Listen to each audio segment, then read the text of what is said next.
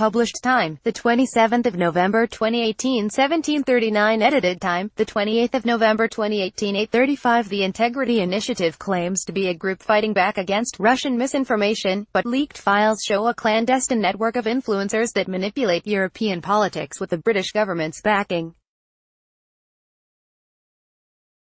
Formed in 2015, the Integrity Initiative, too, was set up by the UK-based Institute for Statecraft, a national security think tank, to reveal and combat propaganda and disinformation, but think tanks like the Atlantic Council have been picking through RT articles and monitoring Twitter for what they deem as wrongthink for some time now.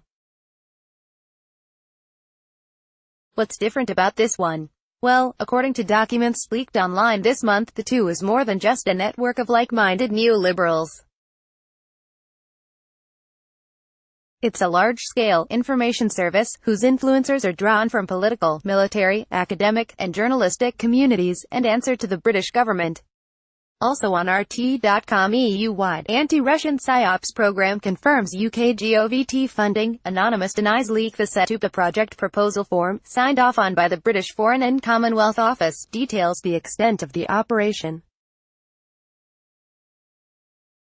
First, a network of friendly journalists, experts, and think tanks was established across Europe. Clusters of 2 influencers liaise with experts, and these leaders in turn reportedly answer to a contact within their country's British embassy.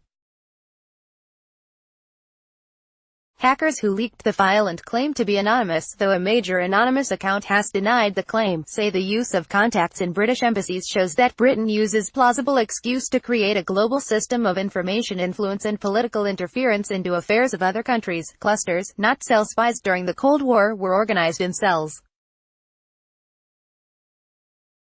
The II's influencers are instead reportedly organized in clusters, which are active in 10 countries: Spain, France, Germany, Italy, Greece, the Netherlands, Lithuania, Norway, Serbia and Montenegro, as listed in the documents. Similar clusters are reportedly planned in more than 20 other countries, including countries in the Middle East and North Africa, as well as the USA. Funding to do this, the two asked for £480,625, $611,783 from the British government in 2017, and had a total yearly budget of just under £2 million, $2.50. Minnesota, this year, the leak suggests. This funding was provided by NATO, the Lithuanian Ministry of Defense, the U.S. State Department, the Smith-Richardson Foundation, a handful of German business people, and Facebook. Hiding in plain sight, the operatives are not Jason Bourne-style secret agents, skulking in the shadows. Rather, they're well-known journalists, academics and public figures, many of whom are open about their anti-Russian views. Contacted by Bellingcat, the people on the list said that they attended some event, and that were put on to roster. I've talked to a few of the people that the Integrity Initiative listed as cluster members. They've said that they just attended some event they put on, and then were added to their roster. They didn't do any additional work with her for integrity. https://t.co/mingztpn, Eric Toller, @Eric Toller. In November 23, 2018, RT has also reached out to some of the people named in the clusters. In a statement to the channel, Edward Lucas said that the documents prove nothing and he was not paid by the Institute for Statecraft, but he supports their work. I have not been paid by the Institute, but I applaud their work in dealing with the Chekist regime's pernicious information and influence operations, the journalist wrote.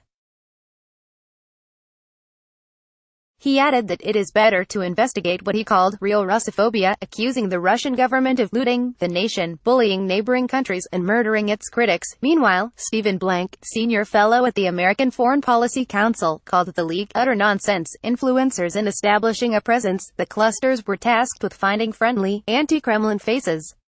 These contacts would work as influencers, spreading the message that Russia was not to be trusted. According to the leaked papers, in France, the team made contact with officers in the French military and installed a member in the renowned Sorbonne University. In the Netherlands, the Dutch Ministry of Defense was contacted, and a conference was held. In Lithuania, members linked up with the Lithuanian Armed Forces and a university in Kaunas. In Italy, Spain, and Greece, cluster members anonymously provided information to journalists as a means of steering conversation. In Belgium, a research network was set up at the Free University of Brussels, with the aim of creating a discrete network of think tanks that would introduce the topic of Russian misinformation back in their home countries. How do we know the docs are real deal? So far, the two on Monday confirmed receiving funding from the British government, but was careful to neither confirm nor deny anything said in the materials, even the sums mentioned. Subscribe to our T newsletter to get stories the mainstream media won't tell you.